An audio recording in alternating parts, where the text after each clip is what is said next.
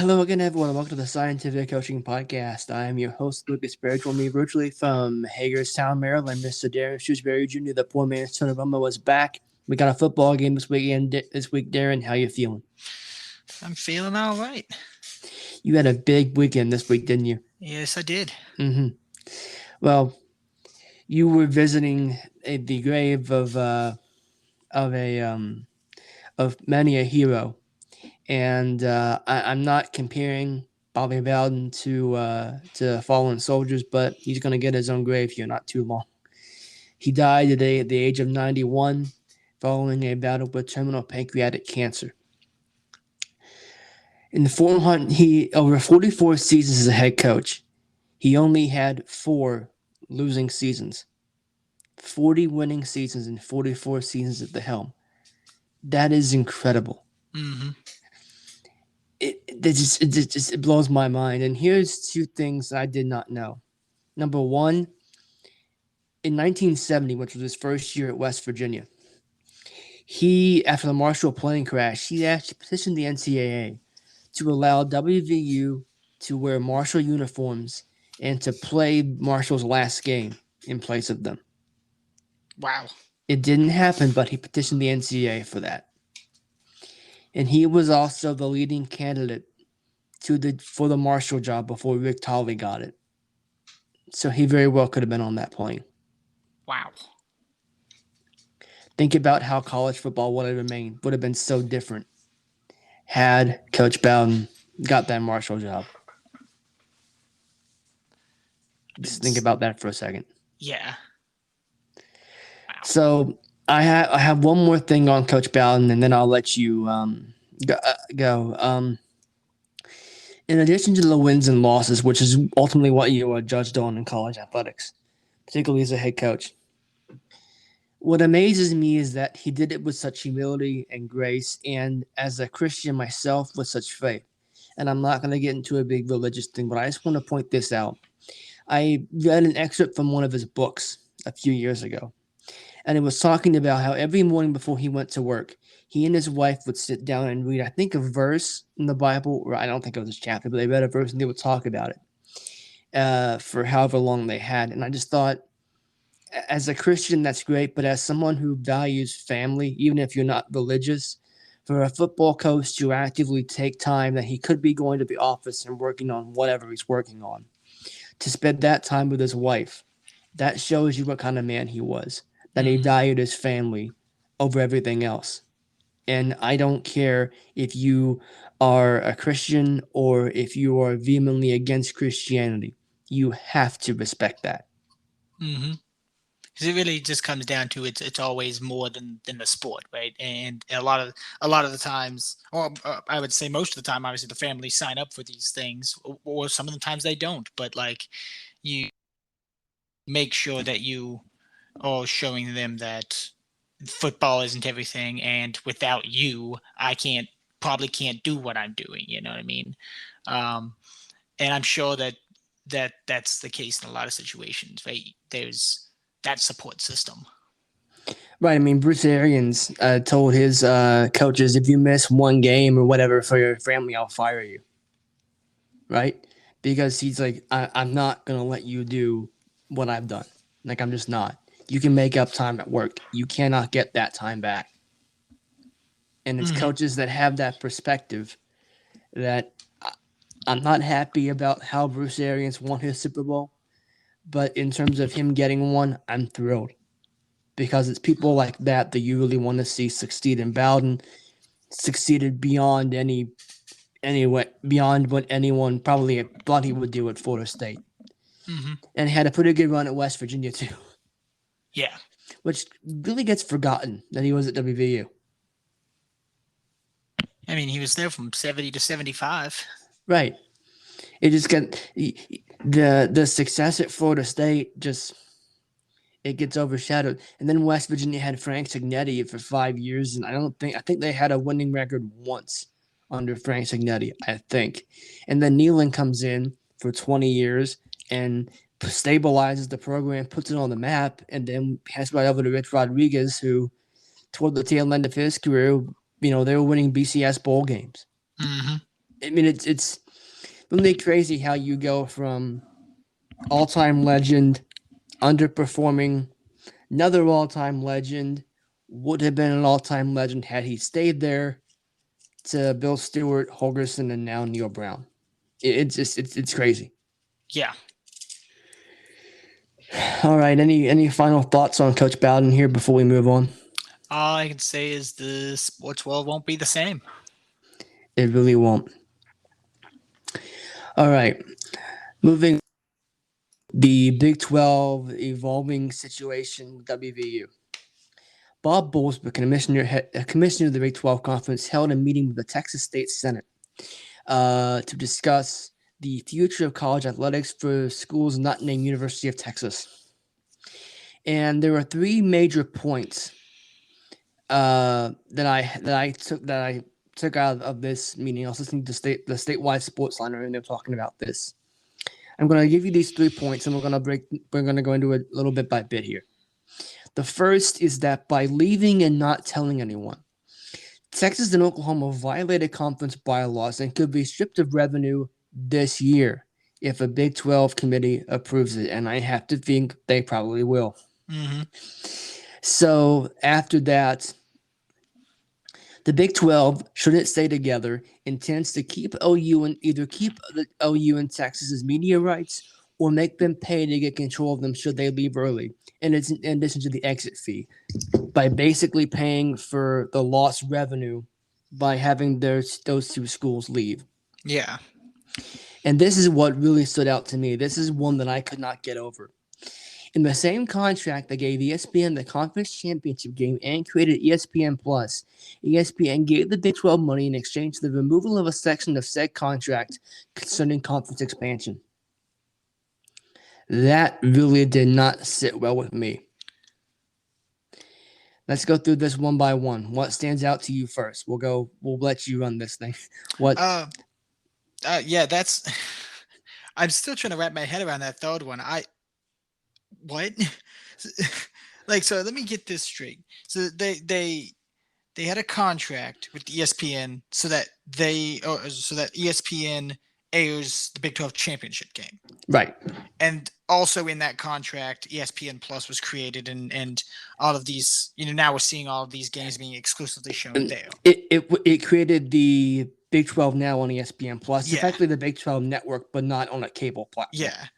So then ESPN gave money to the Big 12 so that they remove a section of a contract so that way the conference does not expand? Is that the basically they look and they said, that clause we have there on conference expansion, you're not going to need that.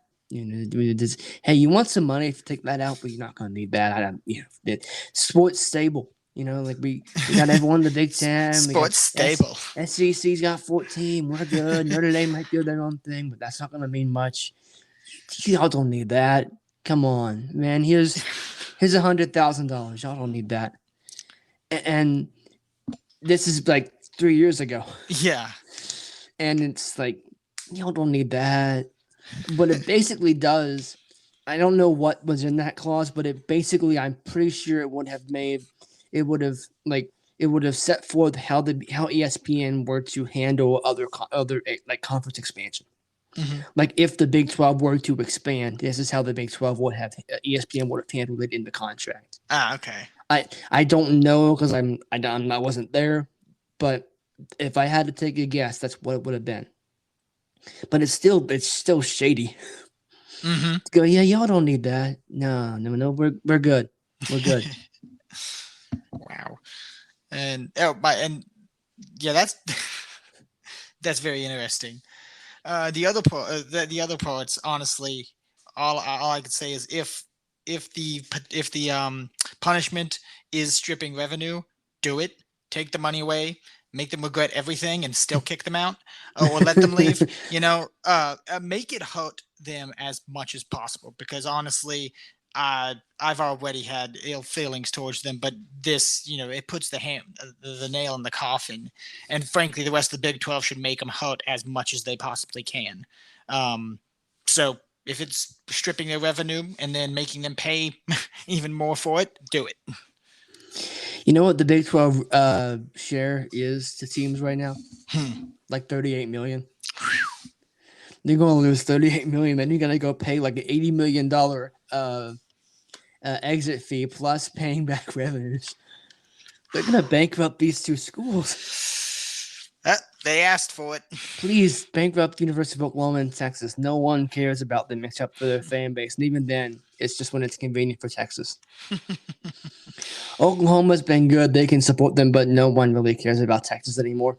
They just don't. Texas is a joke, and the rest of the national landscape understands this. Texas is the only ones that thinks they're not a joke, and that's why that's the main reason why they're a joke. You asked for it, Texas. You did it to yourselves. I don't remember where I saw this, but I think I remember seeing this sometime this week. Do you think that this stuff will actually hurt these two teams on the field in so much that like teams actually line up to give Texas their best shot, and they might, cost them a win or two, and Oklahoma might stumble because you get Manhattan, Kansas fired up at your leaving? I genuinely believe it will. Like I said last week, I truly believe that this is going to fire up the rest of the Big 12, and they're going to take it all. They're not going to leave anything on the field. They're not going to leave anything in the locker room. Yeah, everything's going to be put out on the field against Oklahoma and Texas because of this. Every team, even if the teams still lose, Oklahoma and Texas are going to regret this in every way possible, and that includes on the field, on the court, on the baseball, on diamond, in the swimming pools. I could just imagine they're going to be hurting because when you do something as shady as they've been doing, and the rest of the Big 12 has made it quite clear that they are disappointed and upset with this decision. If I were a coach, I wouldn't be telling them go out there and hurt somebody, but I'd be telling them leave no question that you're angry, right? Like make them understand you're angry about this. Oh, and by the way, we got full stands this year. Yeah. The fans are going to make them pay too. You got fans that have missed the fact that they were there last year. In some cases, they're not gonna shut up this year. And I've been in the WVU student section far too many times to understand that you don't want to make them angry. If they show up, for a new kickoff, if they show up, you know what's gonna happen, right? They're gonna go. ESPN's gonna go. How do we protect these guys? Noon kickoff. You're getting a noon kickoff. I don't care if you're ranked fifth in the country. You're getting a noon kickoff. Half the student section won't show up because God knows you can't ask a college student to be up before 11 a.m. on Saturday morning. But if they are, they're probably getting wasted in the parking lot. Yeah.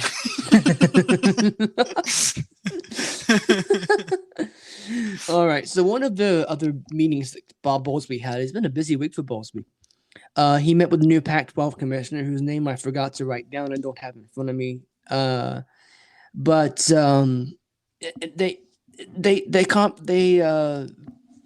they said it was just more like a conversation. They weren't going in to start a merger talk or whatever. Just we're having a conversation. Mm-hmm. It may as well have been a, hi, I'm Bob Bowlsby. Yes, my conference is burning, but I'm going to reach out to you and help you if I can. So one of the rumors that came out, this actually started before the meeting, but it really kind of really just got blown up as we got more into the meeting.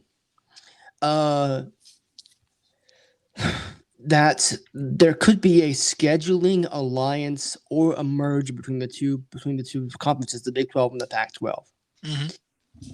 Let's start with the merger here, and then a potential merger, and then we'll work our way into a scheduling alliance. What says you about a Big 12 Pac-12 merger?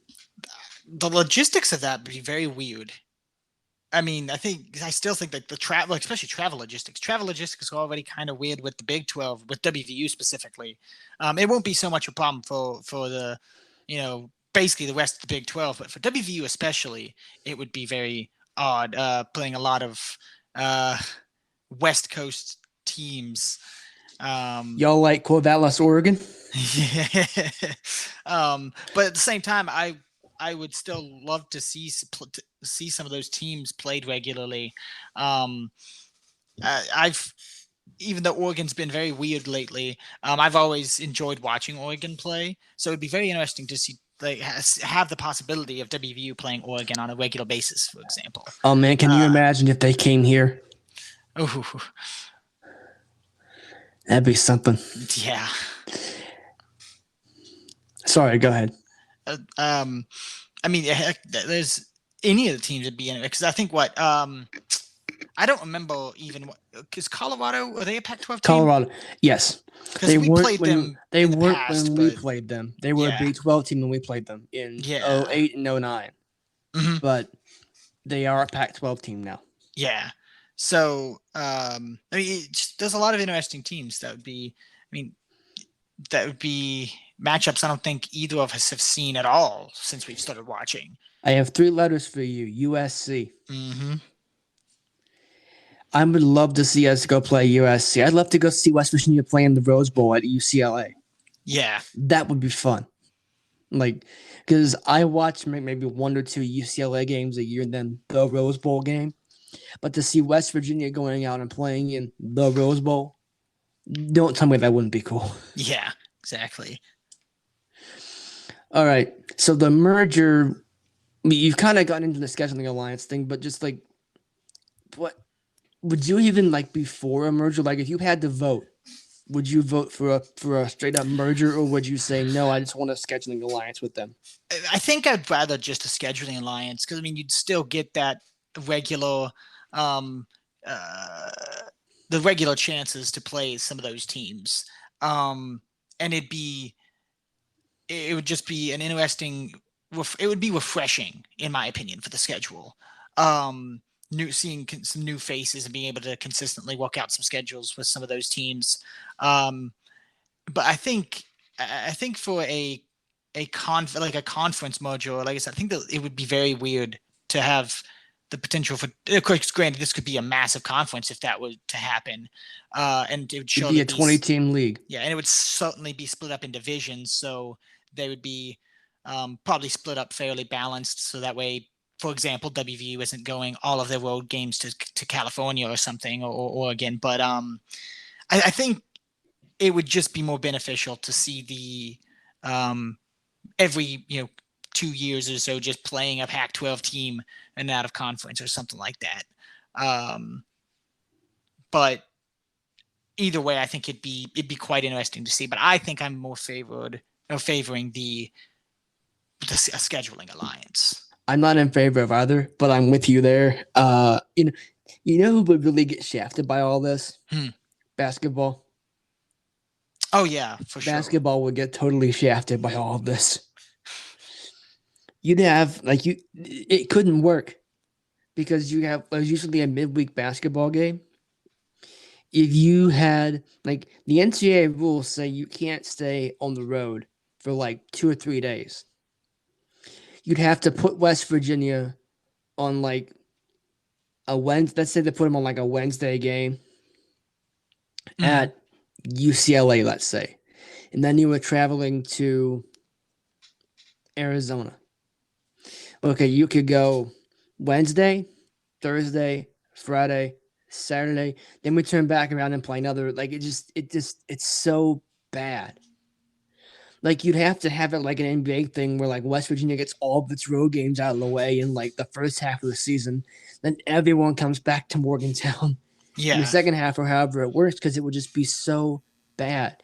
And you'd have do you think they're going to ask for a more non-conference home games in basketball? I'm not going to Florida. No, I've already got to go to Washington State. I'm not going to Florida. I'll go to Virginia Tech. I'll go to Pitt. I'm not going to Florida. Yeah. I'm just not doing it. I don't care how good the game is. I'm not doing it. So football is one thing. It's one game a week. It's a heck of a drive or a flight, but it's doable. Mm-hmm. Basketball and other sports would just be, it would never work. Yeah. And then, the Pac-12 tournament is held, I think, in Las Vegas, and the Big 12 is held in Kansas City. Do we alternate? Do we put one thing? How do we do this? And if you're West Virginia, do you really want to be flying out to Las Vegas every week every March for a conference tournament, and then flying maybe to New York to play in the NCAA first round. Mm-hmm. Like the airline miles the school would rack up, it would make the Big 12 look like nothing. It would make the whole Holgerson like, it's not that bad. You're getting on a flight and you're flying for an hour and you go playing a game. You'd have people going, I want that back. Like, I don't want to go to, Washington State. I don't want to go to Pullman, Washington. Yeah. Like, I don't want to do it. I still say beat every single door down you can in the ACC. Mm-hmm. Beat it down until you nag them to the point where they go, okay, fine. You're in. Be Stewie. Hey, mama. Mummy, Mama. mom. That's exactly what they should do. What? But Hi. I don't understand this. I legitimately don't understand this. People are saying how the ACC is like, they're not being committed to this. And I think one of the hosts on the ACC network came out and said, if you want to add West Virginia, fine, go ahead and do it. But like, you don't really need to. The ACC is about to be surpassed by every other Power 5 league in terms of TV money. And the only way per their contract they can renegotiate the money, the contract, is by adding another school. The ACC has every reason to add West Virginia and go after Notre Dame really, really hard to join in football. The ACC has every possible reason. Mm-hmm. And yet people are still saying they're uncommittal. Do you not realize that the SEC just added 2 more marquee programs and it's going to be making like $1 bazillion per school? Yeah. The Pac-12 is getting a new contract with a guy, a commissioner, who was a TV executive. He's not just a school administrator anymore. He knows how to apply money out of his former colleagues. The Big Ten is going to get richer. In the Big 12, don't be a Big 12. All right. You have your own conference network. The ACC does. If you bring in West Virginia and Notre Dame, you bring in Notre Dame games you can put on that network, and you bring in rivalry games for West Virginia with Pitt, Virginia Tech, Syracuse, and Virginia, although that's not really a massive rivalry game, but still, you have games you can put on that network, exclusively the ACC network, and you're going to get 1.8 million new subscribers because the state of West Virginia will go to their Mountaineers. Mm-hmm. This could be – I'm not saying we're Alabama. I'm not saying we're Ohio State. But by God, we will make you money. Yep. And we will give you a reason to go to ESPN and say, I have 2 new members and one of them's Notre Dame. Give me more money now. Yeah. I mean, and even if we're just talking, I'm sure we're mostly talking of football here, but at the same time, when we talk about sport, the rest of the sports programs that WVU has, they've got a successful women's soccer team. The rifle team, not that a lot of teams compete in rifle. The rifle team's still quite successful. The men's basketball team, all that, like these the are rifle things. team actually wouldn't really be anything because they would probably stay in Yeah. the Great American Rifle Conference. Yeah. But it's still like it's still an appealing. Hey, Yeah. guys, we know how to develop some sports programs here. Right. So clearly, we're beneficial to your conference. I mean, again, this is I've kind of called this a backhanded compliment in our own right sometimes, because even though it's true, it still kind of hurts to say you're still looking at the winningest football program in WVU in college football that hasn't won a national championship. It's the 14th winningest program in the country ever. It's like, this is not a program that to laugh at, despite the fact that everyone likes to. Granted, sometimes to their own accord that they deserve it, and I see it. But, like, this is still a program that has success. Yeah, exactly. All right, hold on. Give me a little bit here. All right. You want to know how many ACC teams there are ahead of West Virginia in terms of overall like total wins in football? I'm gonna give you a chance to guess. I'm gonna say 2. 1. Clemson. Virginia Tech is 5 wins behind West Virginia, 756. But just think about that. In one conference, there is but one team, the best team in the country right now, or second best team in the country, that it's like, how can you not look at this program and go, I want it? Exactly. How? Like, do you just not care or what? Like, I don't understand it. I legitimately do not understand how they can look at this and go, yeah, man, we're cool. We don't need that. We're good. We don't like it's cool. I don't get it. I They're do not scared of get it. hearing us play Sweet Caroline on the weekend basis. That's Pitt's problem, not ours.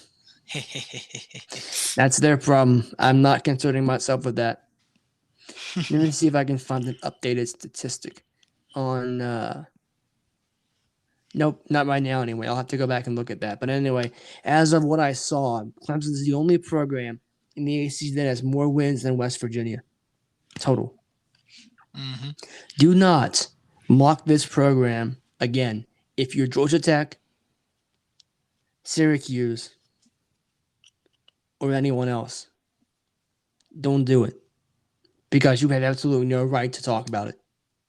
None. We also beat Georgia Tech in a bowl game, so ha. We beat And Clemson in Clemson a in a bowl game too. so ha. We beat Virginia in a bowl game too. Don Nehman's last game. Mm-hmm. All right. Speaking of bowl games, actually speaking of games, there was a football game this week for us. The Patriots will host the Washington football team in preseason game number 1 from Gillette Stadium in Foxborough, Massachusetts. Thursday, 7:30 p.m. kick. You can watch the game on NFL Network live and in HD, which is something that really shouldn't have to be said anymore. Yeah. I mean, if we're not playing HD, I mean, HD might as well be standard definition at this point. Right. It's like, okay, well, so what? I don't care. You get a $50 HD TV nowadays. Yeah. All right. So as we go into this game, and again, preseason games are just that. They're preseason games. They're not really like, okay, the score doesn't really matter. It's kind of cool. What do you want to see in this game? Like when we come back in next week and we review this game, what will make you say this is a successful game outside of the final score, which again doesn't really matter? I'd like to know how comfortable Mac Jones is at this point. Like how I want where he's obviously this is exactly what this is for. I want to understand where he's at chemistry wise with the team and how comfortable he is commanding it. Even if it's just preseason, that's the whole point. Because that'll give us all some confidence that should he need to take over, or if he's just decidedly given the torch at the beginning of the season, which I still don't think will happen, then we can get a little confidence there and go, hey, this is a guy that he looked good. I'm already excited. I mean, I'm excited to see him play regardless, but this will that's the thing I think I'll be focusing on is Mac Jones. But I also really want to see and I pointed on this last week too, how much more improved the receivers are and how Nelson Aguilar, for example, and what's the man we got from the 49ers? Kendrick Bourne. Bourne, yes. I want to see how they have fit into the system, and obviously, hopefully, we get to see a little bit of the new tight end duo. I was gonna say I want to see, because especially in preseason game number 1, it's basically a continuation of the install process.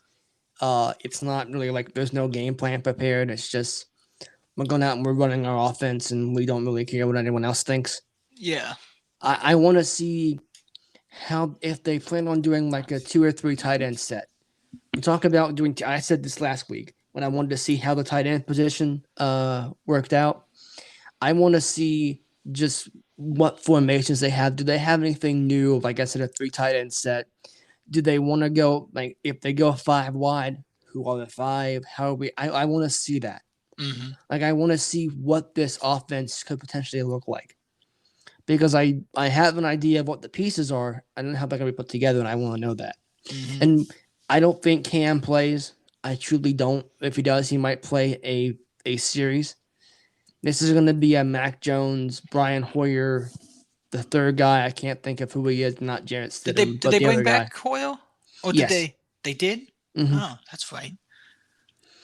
But that's going to be his game. He'll get like Yeah. the second half. Mm-hmm. I think Stidham, didn't he was it Stidham that had a surgery, or was it Yes. and then I remember that I think Dalton Keene, the other tight end, I think he's on the now put on the injured reserved list. The IR, not the PUP. I think it might have been PUP. Well, either way, I think I saw that he was on the list. IR is a heck of a lot more serious than PUP. Let me double check. Nope. Yep. Dalton Keene placed on season-ending IR. Well, that helps the tight end. This position will be a little bit filtered out. Yeah. And then Raekwon McMillan was on IR, is now on season-ending IR because he busted his ACL, which, as I mentioned the other day, his rookie season, he busted his right ACL, was out for that season, and then now he turns around and gets his left one, and that's 2 ACL tears one in each knee, and he's 25 in consecutive years old. Seasons, and he's 25. That's just that's ouch. Fire his strength coach or something. I don't know, like personal strength coach or something. Like, ow. You know what we could also look at as well? Mm. You know, we haven't seen on the Patriots football field for like maybe about one snap. Yannick Adjust. Yeah, we have not. He's been injured both his seasons here, and I want to see this kid get some playing time. Exactly. I mean, it's the only time we've ever had a West Virginia player on the Patriots, except for Tyler Urban as like a training camp tight end. He's going to have a lot of work for me. He wants to unseat Corey Cunningham as the backup right tackle, but I'm rooting for him, man. Like, exactly. Come on. I want to see this happen. The other quarterback is Joe Dolegala. I forgot they still had him. I thought they cut him, but I don't know. There's been so many moves that I lost track. Yep. Also, unofficial depth chart. Here's how that goes from the top to the bottom on the Patriots website. Cam Newton, Jarrett Stidham, Brian Hoyer, Mac Jones, Jake Dolegala. So Mac Jones is your unofficial fourth-string quarterback. They're not keeping 4 quarterbacks. They'll probably keep 3. Stidham may well go on injured reserve, which doesn't cost you a roster spot. Cam is pretty safe on the roster. Mac is pretty safe on the roster because he's a first-round pick, and they're not going to cut him. So it comes down to, does Hoyer or Dolegala become the third? Mm-hmm. And I'd have to think Hoyer sticks around because Belichick has a love affair with Brian Hoyer. Except for that one game in Kansas City last year, I do too. But that one game in Kansas City, which was easily winnable, kind of hurt him there. Yeah, just a little bit. Also, I'd like to see how some of the guys on defense do, like Matt Judon. I want to see how he does coming in here. Dante Hightower playing again. I don't anticipate Hightower plays in this game, but on the chance he does, let's see how he looks coming off of a year off due to COVID. You got Devon Gacho, I should say, as well. Jalen Mills. Jalen Mills. He's going to be a fun one to see. Yeah, he will be. Just seeing how essentially he seemed right off the bat ecstatic to be on this team, and that's what you want to see. And I think he's just ready to go out there and show us what he's got. I'm with you. Also, another year in the development of Chase Winovich. Absolutely. I want to see where this kid goes. It felt like he just kind of got it just fell off in his production and his usage last year, and I hope he gets a second chance to improve that. He's putting in that personal work, right? Like between his rookie and his sophomore season, what he bulked up or he lost. He changed his routine, and I think he bulked up. And really put in that work, and you could see it at the beginning of the last season how explosive he was and how much disruption he was causing. So I'd love to see how he's continued that and how he's, even if he's changed it a little bit more and fine-tuned it, and really see how much better he's gotten this season. Because that growth, I just feel like it's there. He's still got, obviously, they've all got a lot of room to grow, but he's still got that high ceiling for his potential. And I think he's going to get closer. And I think we'll see that this year. I agree. All right. So that is, you know what? I wasn't going to do this, but I figure, you know what? May as well have some fun with this. Give me your score prediction for Thursday night. I'm going to put you on the spot here. I didn't tell you this beforehand. Let's. I'm gonna go. We'll go a very close. I'm gonna go kind of an odd score. We'll go 21-17. Who? New England. Okay. 21-17 Pats. I'll go 17-10 New England. I just don't know how far along the offense is yet. Mm-hmm. Same thing for Washington, too, because they're trying to move on from Alex Smith, and they have Ryan Fitzpatrick as their stand-in savior for this year. Thank goodness we only get him this time and not in the regular season. What Fitz magic is he going to create this season? Probably like one game against the Cowboys, and that's it. I mean, I'm not wrong. Yep. All right. So the Olympic Games have concluded. The opening ceremony, I believe, will be broadcast tonight on NBC. What has stood out to you this Olympics? What was like kind of your moment? I'm not gonna make you pick one, but give me a few that really stood out to you. Like, man, this was a memorable Olympics. Well, last week it was. I mean, again, it was most the swimming. I mean, I love watching the swimming. It's always one of my favorite things to pay attention to. I think this happened right after. I think it was Saturday night or maybe Sunday last week. I can't remember the exact day. But so after Caleb Dressel already won 4 golds at this point, they close out essentially they close out the swimming events with the men's 4x100 freestyle relay. And the United States was looking at, I think, they have never lost that relay. When they've competed in the games, when this event has been held, since it's been an event at the Olympics, the United States has never lost that race. The one event when they've competed, the one time that they didn't compete was everyone was boycotting it anyway from the U.S. And so they were 14 of 14, and they were actually underdogs to Great Britain because Great Britain had, I believe, a slew of medalists on their relay, and the United States comes out and wins, and does so in world record fashion, with Caleb Dressel wrapping up his 5th Olympic gold medal to become only the 5th, I think, U.S. swimmer in general to win 5 golds at an Olympic Games.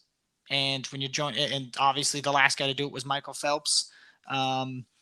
So, and he did it like 3 times. So that was extremely fun to see. And then the track and field was, again, I love watching the relays. I like watching a lot of the sprints, but the ones that were really interesting to watch, the 400-meter hurdles. I watched both the men's and women's 400-meter hurdles, and they were mind-blowing. There was McLaughlin and Muhammad with the United States. Muhammad was the reigning Olympic champion, and McLaughlin was I believe, the reigning world champion, I believe, and world record holder. I think she broke at those world championships. An interesting fact was that every single time McLaughlin have faced off in a major international meet, and even including the Olympic trials. I think I have to look back at the Olympic trials, but one of the two of them have broken the world record in that event, including the Tokyo Olympics, in which McLaughlin wins breaks her own world record, and then Muhammad finishes second and also breaks that world record. The previous world record, and that was just insane to see. And then the next night, the men turn around and do the exact same thing. Except for it wasn't the U.S. men breaking the world record, but it was Rai Benjamin finishing in silver position behind the current, the previous world record holder, current world champion, and in Karsten Warholm of Norway. Benjamin was actually ahead of him for majority of the race, and then Warholm kicked it into 11th gear and ended up winning. But he broke his own world record, and Rai Benjamin, again, in the same fashion as the women's 400, places second, but also beats the previous world record. That was just absolutely insane to see. Actually, I think it was back and forth. What was it? Men's first and women's? Either way. They both happened in consecutive nights, and that was just insane to watch. And then the last thing that got me was the 4x400 meter relays in the men and women. Allyson Felix finishes off her, what she said is her last Olympics, with her record-breaking United States track and field 11th medal in her 5th Olympic Games. She broke that tie with Cora Lewis, who was, before these games, the most decorated United States track and field athlete. She won that gold with McLaughlin, Muhammad, and Athing Mo. The who had just won the 800 meter gold. And then the men close it off with Rai Benjamin, Michael Cherry, and Michael Norman. And man, I forget the fourth guy's name.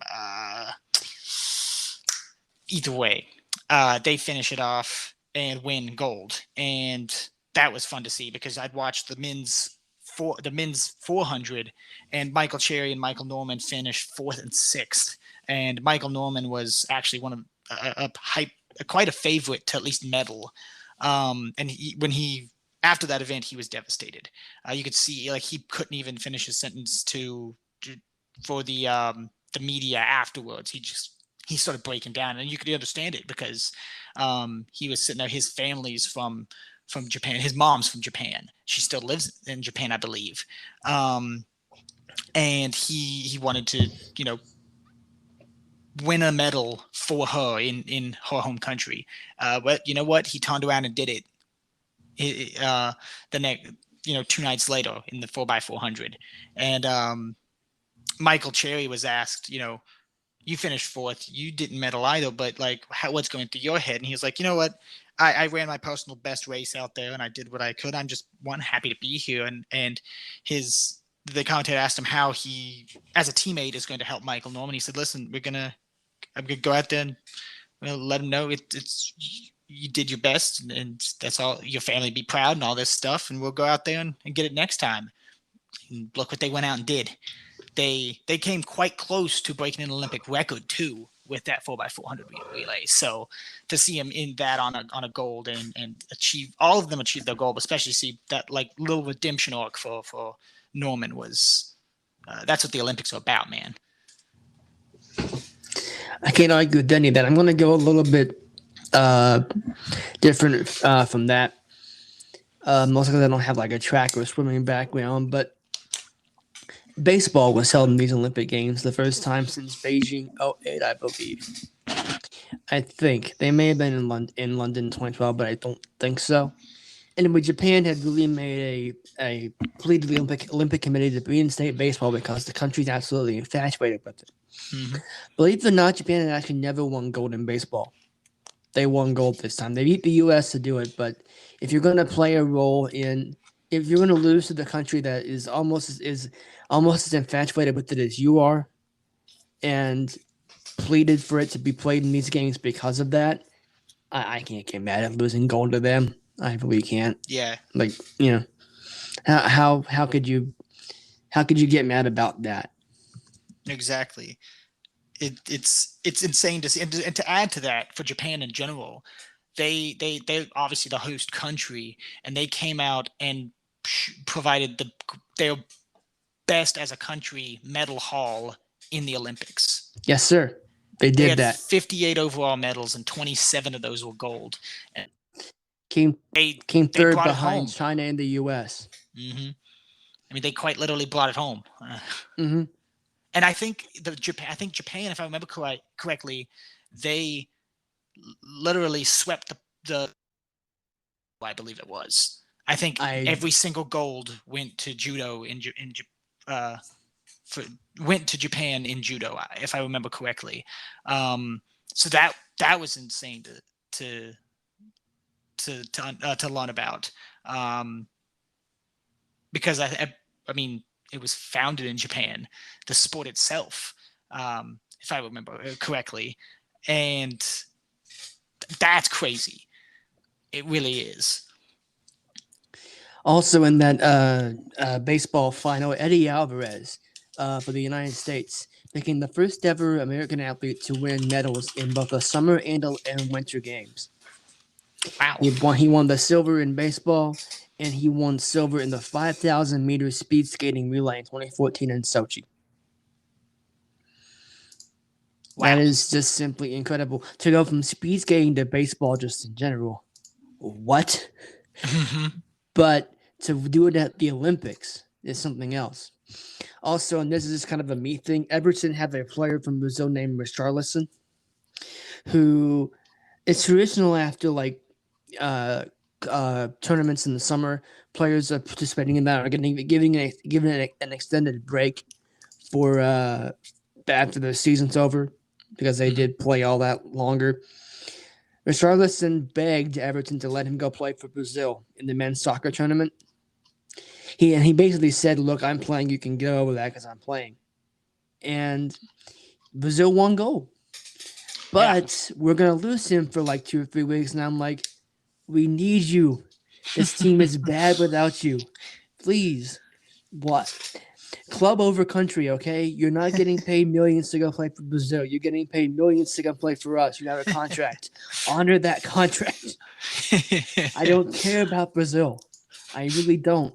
I care about not being an embarrassment of the Premier League this year. Now we're going to lose him for like 2 or 3 weeks, and it's going to have to get back into practice, and it's going to be like, yeah, you're screwing me over until October because you wanted to go play for your country. Stop. Yeah. So there's a couple other things, really. There's 2 other things I think that I really want to add. So one, the correction for, so Japan won almost every gold in judo. There were a couple weight classes where they still medaled. I think they medaled in almost every one of them, if not all of them. They medaled in just about all of them. Won just about all of those ones that they medaled in, and again, they dominated judo. To also add to the soccer, 2 West Virginia University alumni, yes, won gold with the Canadian team after they had won bronze back in Rio. So now they're 2-time Olympic medalists. So that's awesome. And then, man, there was one.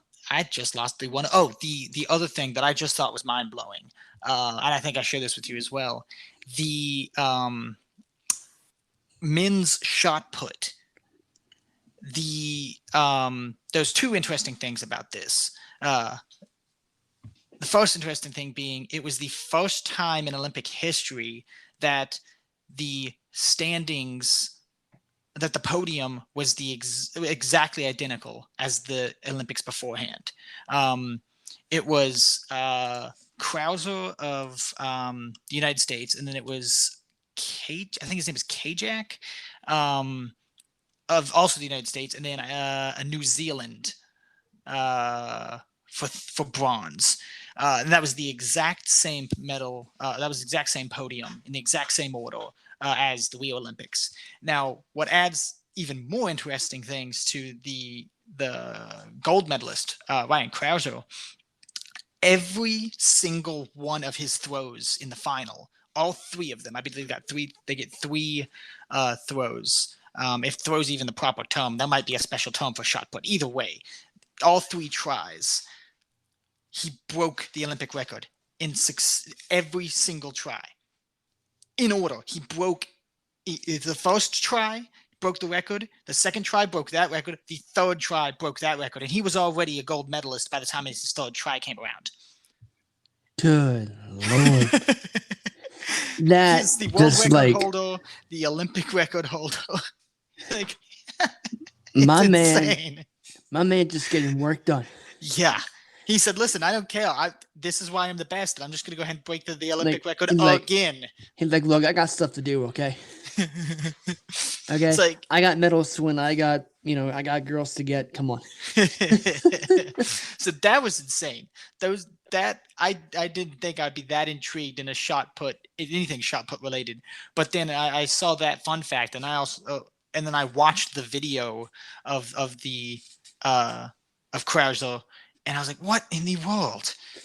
You know what's kind of fun to watch now that you mentioned that? The discus throw. Yeah. That's fun. I did want stuff on the thing. I was just scrolling the channels one time. I'm like, oh, there's track and field. Oh, they're doing this. I guess I'll watch. Like, okay. All right. Yeah. Something else. And I'm surprised you didn't bring it up. Let's just applaud the fact that we got these games in. Yeah. You know, like that's a major accomplishment now. That to every athlete who, did what they had to do to make sure they could go compete. Well, good on you, because we've seen in other sports where some athletes don't really understand the whole you need to play your part so we can go play this game. Mm-hmm. And Olympic athletes from all over the country, all over the world did that. So congratulations to you. And we're looking forward to the Paralympic Games because it's on Fayetteville and Concord in those games. Mm-hmm. And that's really, really, really exciting. I cannot wait to watch the Paralympic Games. And those start on the 24th, I believe. Then run to September 5th. And I don't know if they've got a schedule out for when the events are showing for each of them, but if they do, I'm going to see exactly when I need to be watching. Mm-hmm.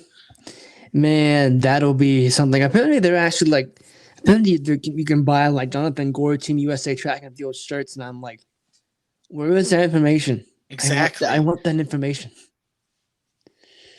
Man, that's gonna be something else. Let's see if it's someone from our hometown going at the Paralympic Games. Let's see if there's. I don't think either of us really ever expected that. No, not at all. No. But if there was anybody to do it, it was going to be him. Mm-hmm. Oh, yeah. And good old Concord University as well. Cannot forget the Concord connection there. Cannot do, especially for me. Yeah. You can forget it. I can't.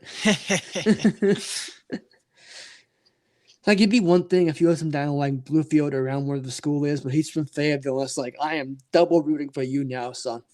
Exactly. They probably don't have a schedule out for that yet. At least not televised schedule anyway. Yeah, probably not. NBC will have to go the students will have to talk about it. They'll have that discussion. We're not privy to that information yet. Mm-hmm. All right. So do you have anything on the Olympic Games in front of you right now on your computer screen? Outside of looking at trying to see if I can find out what you're talking about, a T-shirt or something. No. Okay, good. As that would ruin my next question. Without looking, what was the U.S. total medal count for this Olympic Games? I feel like I might have actually saw this morning, but let's see if I can remember the number. It was definitely in upwards of 110. Correct. Let's see. It's close to. I think it was 118. Oh, so close. 113. Got my similar shape there. Yeah. What? 39 gold, 41 silver, 33 bronze, and 41-33 just gave me chills. Ugh. No, can we have gotten like one more silver in there? Couldn't bring me at 42-32. I wouldn't have cared about that. Thank you, Philadelphia, for giving me nightmares thanks to that score now. Not as bad as 13-9. Yeah. Wow. Yep. Although, is that a wow for something else? Is that just like what? I got onto the Team USA roster for the Paralympics. They have the actual about section for Jonathan now. Mhm. So he won his career highlights. The Desert Challenge Games, he won gold in the 100 meter, which I learned about right before the Paralympic trials. And then in 2017, he was the MEC champion in 200 meter. He was the runner up in the 100 meter and the long jump, and then he was runner up in their 4x100 meter relay. And I didn't know the actual I knew part of the context by which he had it became an amputee, but it was a work injury that cut off his heel. Ooh. And which then they needed to amputate. And then this part I did know when I was reading up on it. In 2019, he was watching para athletes competing, and Jared Wallace, who was actually, I believe, a multi-time medalist in the Paralympics. Jared Wallace, he reached out to him on Instagram, and then he essentially helped him learn how to run with a blade. And essentially helped him unlock his potential. And now they're going to the Paralympics together. Which that's some wholesome stuff right there. Yes, it is. Yes, it is, man. I said it once and I'll say it again. I cannot wait to watch him run. I don't think I would have ever been like really like behind anything in an Olympic or Paralympic Olympic Games as I will be throwing myself behind him. Absolutely. I really do not think, because it's one thing to see athletes like from towns that you don't even know exist. It's one thing to talk about a guy who lived right up the road. That's another thing entirely. Exactly.